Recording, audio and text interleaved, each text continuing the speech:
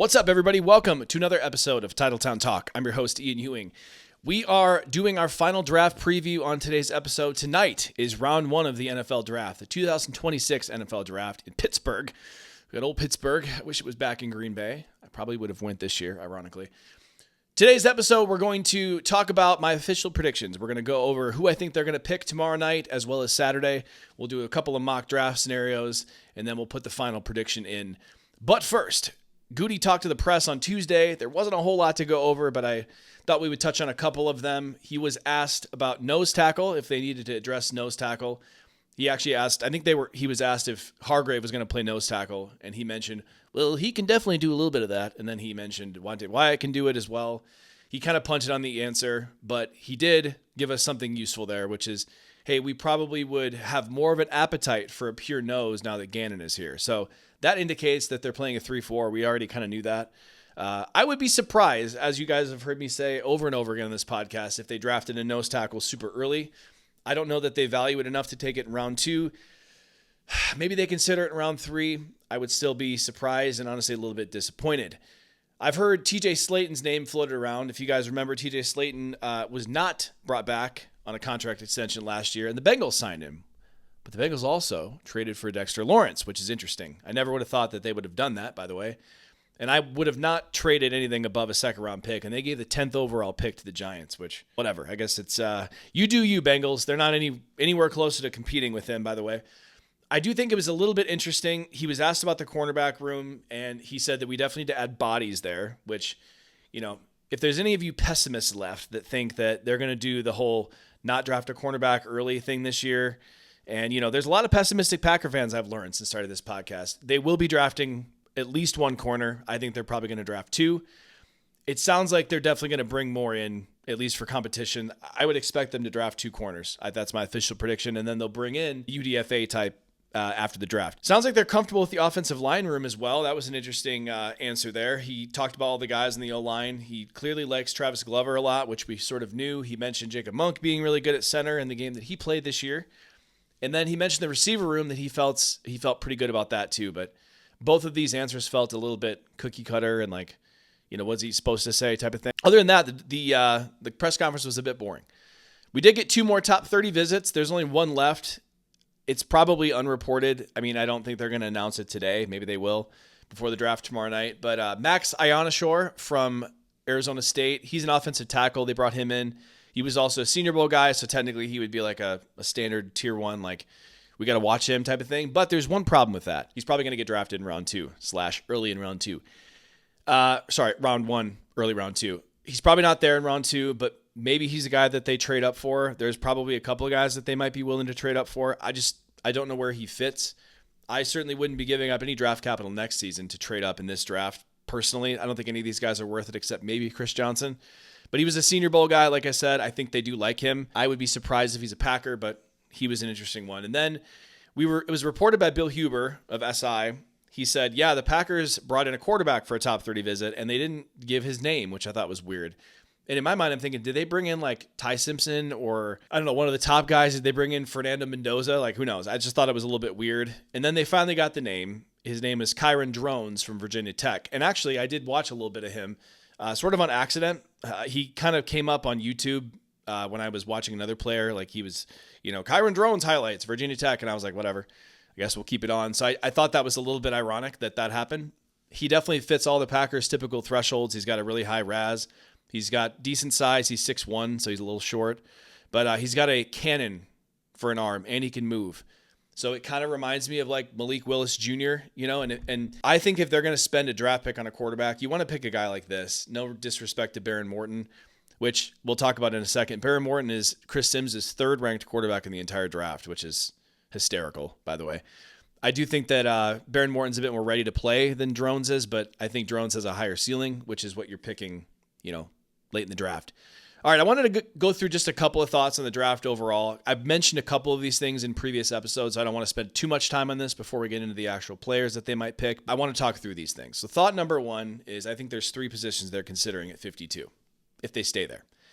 I think I have another take that is coming up that sort of contradicts a few of these, but let's start with this. I think they're looking at wide receiver, defensive tackle, and edge at 52. There just aren't any of those Packers corner types that are worthy of taking at 52. And this is what I'm about to sort of contradict in a second. My personal rankings of these players, I would not want any of these corners, the Packers types, in round 2. The one exception would be Colton Hood, who I think is probably going to be gone, and Brandon Cisse, who we did talk about on our cornerback preview, who he was basically like in the 30s for consensus. He might still be there, but there's rumor that he might be falling a little bit more. If Brandon Cisse fell, I do like him. I think that he would be worth the round 2 selection, but corners are just, they're premium positions, guys. Everybody knows this is a passing league, and it's sort of transitioned to more of a running league the last couple of years, but their teams want good corners, and I think Brandon Cisse is someone that people are going to like. But if he's there, Packers might like him. He's certainly a Packers type. We talked about Chris Johnson. I've seen mocks where he's going in the first round. I think Schrager might even have him in the first round. So he's not going to be there in round 2. I hate to disappoint you guys. So cornerback is definitely the position I think we need the most, especially next year. I think that there just might not be a guy there that makes sense. As far as wide receiver goes, I think they would consider Stribling here. I've heard a little bit of, you can get Stribling in round 3. I had a person DM me whose name was anonymous with about 10 numbers. I wish I could shout your name out, but I think that Stribling is absolutely gone in round 3. All the consensus rankings have not caught up to where he's kind of at. He's probably a round 2 guy easily. Ted Hurst is fully in play, and he's, spoiler alert, one of my mock draft picks. I think that the Packers really like Ted Hurst, and I really like Ted Hurst. I think he has a sky-high ceiling. They brought in Ted Hurst. They also brought in Chris Brazzell, who's in that 52 range as well.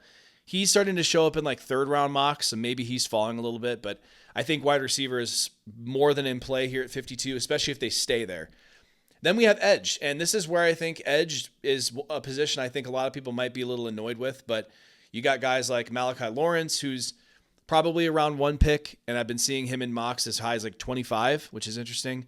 And it's not Danny Dennis Sutton, it's Denai Dennis Sutton. He is in the 70s on consensus. He is a freak show athlete. We talked about him in the previous episode. I would run the card up at 52 for him. I don't think the Packers will, but like, you're talking about a guy who's a freak show athlete that produced in college at a big program, Penn State. I think he would be well worthy of 52 overall. Zion Young, I don't know if he'll fall or not, but he's a guy to watch. And then Gabe Akis as well. It's actually Akis, but it's written like Jackus. I probably messed that up a little bit. But Dennis Sutton's a guy who, again, checks every single box. The Packers definitely like this dude. There's no question. The more I've watched him, I think I said it in the previous episode, I'm shocked that he's not a round 1 pick. Daniel Jeremiah, who I respect the most out of all the draft gurus or whatever, he has him in the 70s on his big board, which is wild to me. Again, this is where like my novice skills as a film watcher come in. I don't know why he's in the 70s. I could see maybe not being in the first round, but why he's not being considered in like early round 2 and he's not, I don't understand it. I think that if he's there at 52 and they took him, I would be stoked about it. You can never have too many pass rushers. And I don't think any of the corners there are worth taking. Cornerback is going to be round 3, 4, and 5. That's where they're going to pick a corner. And I'll write that in chalk right now. DT. Kristen Miller's the guy. I think Andy Herman, official mock draft this morning, he had the Packers trading up for him.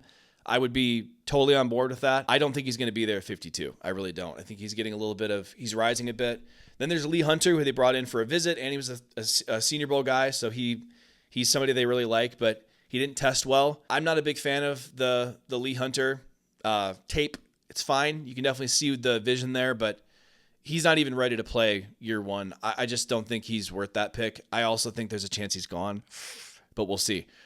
There's also a world where they trade up for Kristen Miller and another guy who we need to talk about, Caleb Banks. He's the biggest dice roll in this entire draft, and I've heard a lot of people say this, so I'm not giving you guys any novel wisdom here, but if Caleb Banks didn't get hurt last year, if he didn't have the foot injury, I believe it was, he'd be a round 1 pick without questions. And he has a ceiling of being like one of the best pass rushing DTs in the entire NFL. He's also got a floor of like not even being good at all. And I think his injury complicates things. Gutey's typically not the guy who, takes a risk on injury prone guys. But then again, he picked Luke Musgrave in the 2nd round, who was hurt the entire year before he came to the NFL. Banks did do testing. He's a tier 1 DT fit for the Packers, so he's someone to watch as well. If he's there at 52, I would take him, but I actually like him. I like the idea of him more than Miller and Lee Hunter. I know it's a bigger dice roll, but my official first bold prediction, first take, if you will, is I think they're going to go wide receiver, edge, or DT.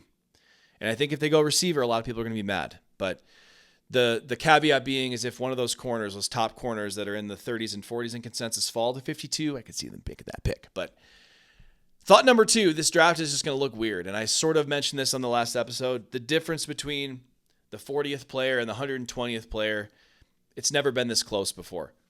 It's top heavy. And even the top guys aren't like all stars. I think there was somebody a GM was asked about who are the like all pros in this draft. It was like Jeremiah Love, Fernando Mendoza, and then Caleb Downs, the safety. Everybody else has got questions. And I think that's where you're going to see a lot of these people that are perceived reaches that just aren't ultimately.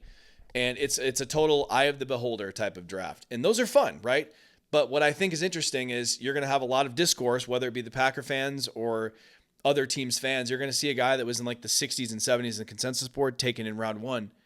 And in a normal year where the draft is really good, that would be like blasphemy and everybody would be mad. But in this type of draft, it's like, I could kind of see it. So we'll see. Here's where I think this is going to get weird. I think the Packers have, this is just a guess. Obviously, I don't know this. Julian Neal and Dalen Everett, I think they have second round grades on those guys. Even though they're consensus like round 3, round 4 guys. I think they have Ted Hurst as a round 2 guy. I think they might even have Caleb Proctor as a round 2 guy, and I like that too. So I think there's a really high chance that they're going to reach for someone at 52, and it's going to end up looking a lot better when we get to camp. It's been a lot of trade down discourse. We'll talk about that in a minute, but my final thought here before I move to the next one is don't get your panties in a bunch if they take a guy earlier than they're supposed to take him. I think there's going to be a lot of that in this draft. And that's why I'm interested to watch round 1 tonight. Thought number 3, I think Gutey's more likely to trade up in round 2 than to trade down. And I think that, I heard another podcaster say, it might have been Andy Herman, I don't remember who it was, but when you watch that press conference with Gutey, you just could tell that it's killing him that he's not picking earlier. And they do have the resources to move up. To me, next year's draft is significantly better. And Gutey admitted this in his press conference, by the way, that a lot of guys have told him it's going to be better next year. Spoiler alert, it is. I've already been watching a couple of these guys. I want to get ahead of it next year. There is a very good chance that teams are going to be really interested in trading back, for sure. And they could you could see a world where next year's draft assets they're worth a lot more than they normally would be. Both because the draft is really good next season, but also because this draft is a little bit more, even from rounds 2 to 4. So I think it's going to be really easy to move up, not as easy to move down. And that might sound a little bit contradictory, but if you're at 52 and there's nobody there, other GMs know the same thing the Packers do and that we do.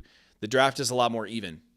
So this idea that there's just such an easy trade down, they're going to go from 52 to 63 and they're going to pick up a third or whatever. That would be nice. By the way, if I had my particular preference, I would move back in this draft 100%. But I think there's a good chance that the Packers move up more than move down. Now maybe on day 3 they move back a bit more, but I could see moving up in the 40s for maybe like a 4th rounder next season, maybe 2/5 this season. I don't know. I think there's a chance that they move up. Where I would, as far as trade up candidates, Kristen Miller, Chris Johnson, Aiyana Shore, the OT we just talked about, there's a chance they trade up. Now I just mentioned that a lot of these guys that they like that are perceived reaches, they might just be content to stick there. And if it were me in charge, I would definitely move back. I'm not in charge. And that's where I think this is going to be interesting. And that's where this draft just feels really weird to me.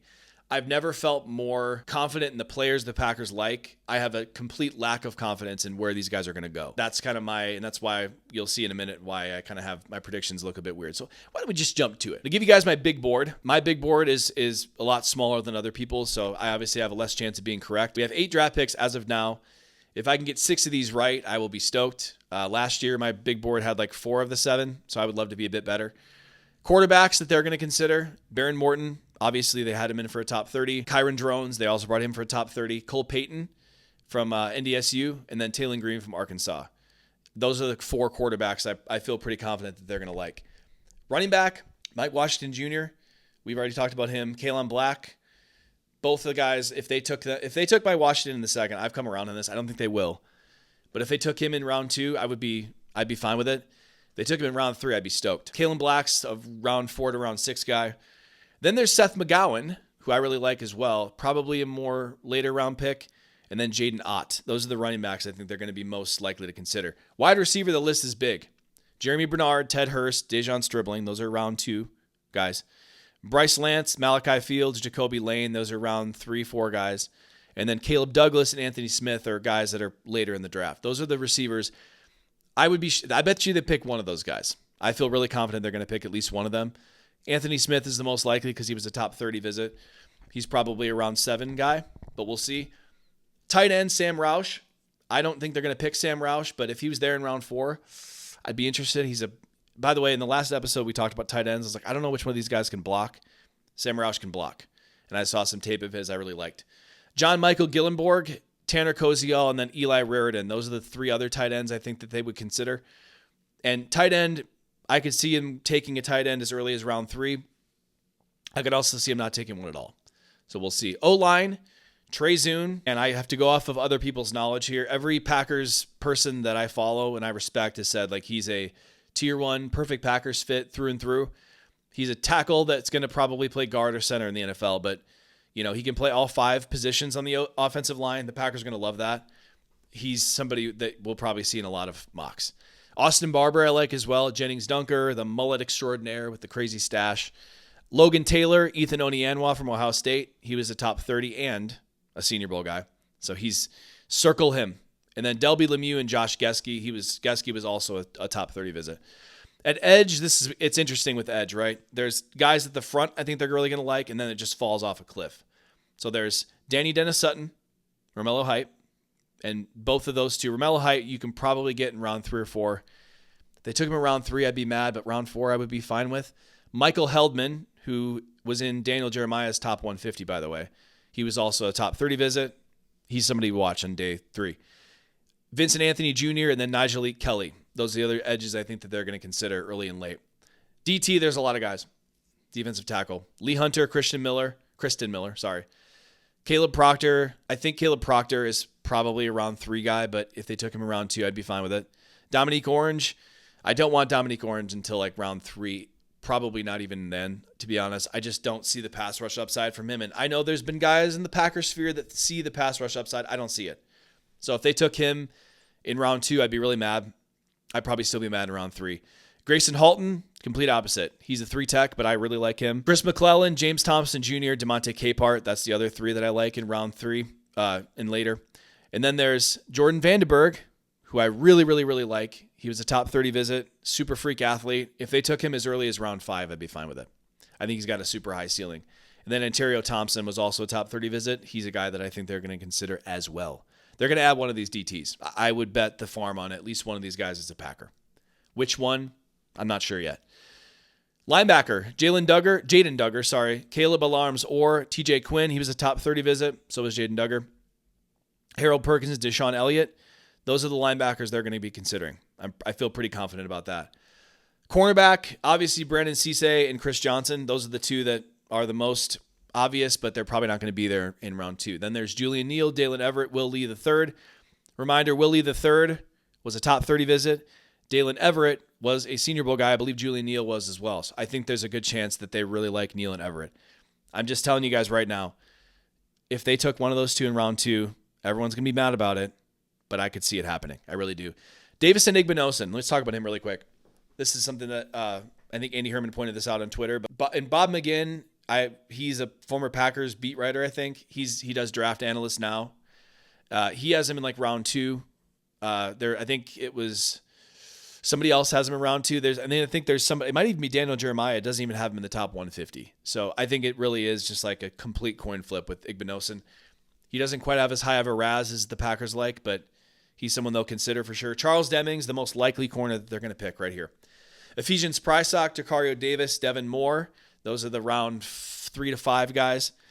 4 to 5 probably. Then you have Karen Prunty, and then Latrell McCutcheon is another guy I like in the later rounds. I bet they take 2 of those guys.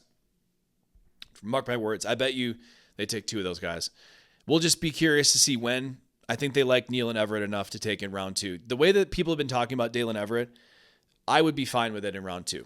The more I've thought about it. I know I said earlier it'd be a little bit early. It's probably a bit early for Neal for me, but Everett has everything they look for. He can tackle. He's a captain. People speak really highly of him. Gutey was at the Georgia Pro Day, so you got to see him up front. He was at the Senior Bowl. He did well there. Dalen Everett's a guy that we got to circle him as well. Safety, A.J. Halsey. I think it's weird they brought him in for a visit, but I got to throw him on here. V.J. Payne and Cole Wisniewski. Those are the safeties I think we need to watch. And that's kind of it, guys. I'll post my big board on the Titletown Talk Facebook page. If you guys aren't following it, go there. I'm probably going to be tweeting here starting in the first round and like I'll give you guys my Twitter handle at the end, but follow along. I'm going to be posting a lot. And if you guys are half interested in my takes, I'll be posting lots of takes. Official mock draft. This is the one that I think I'm leaning into the most. This is what I think they're going to do. Ted Hurst, round 2. Round 3, Will Lee the 3rd. They're going to double up at corner and take Charles Demings in the 4th. Austin Barber, the offensive lineman, with their first 5th round pick. Kalen Black, Jordan Vandenberg, round 6. Jaden Duggar, round 7, and Terrio Thompson, round 7.